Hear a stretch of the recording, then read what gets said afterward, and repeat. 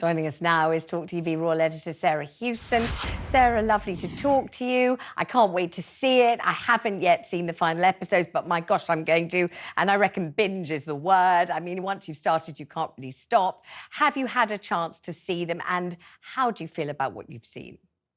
I have binged all 6 final episodes this week while doing my Christmas wrapping, Vanessa. And I have to say, it is going out with a bang. The final episode of The Crown, the finale of season 6 really is incredibly powerful. It is beautiful.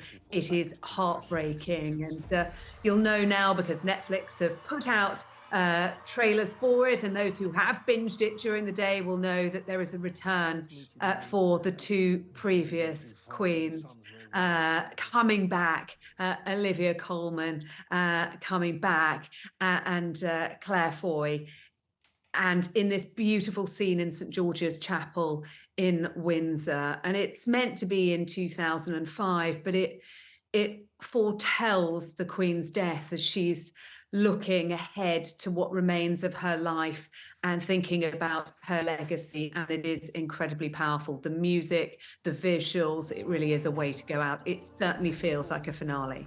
There are definitely some kind of imaginative feats in the final episodes that we haven't quite seen in the previous episodes, although of course there are many imaginative feats, but most of us just accept it as if it's a documentary and we think we've seen exactly what happened at the time, word for word. But Peter Morgan gets more creative, more sort of figurative. There are dream sequences, I understand. There's a lot going on that isn't just merely telling the story. Yeah, there are dream sequences, including the coronation of King Tony Blair. We have the Queen planning her own abdication and writing a speech in which she is going to announce that she's standing down as monarch, and she's going to deliver that speech, we are expected to believe, during Charles and Camilla's wedding, and then she decides to scrap it at the last moment and carry on with the rest of her speech. And we know that this is a figment of Peter Morgan's imagination. For the Queen, the idea of abdication was never ever one that she would have contemplated. A deeply religious woman who'd made a vow with God, and for whom, given what had happened to her father and how she was then thrust into the line of succession by her uncle's abdication, abdication was a dirty word. So there is a lot of fiction in this alongside the more factual elements. But if you can put that aside and you can accept that you're watching a piece of entertainment, then I have to say this is really is very entertaining.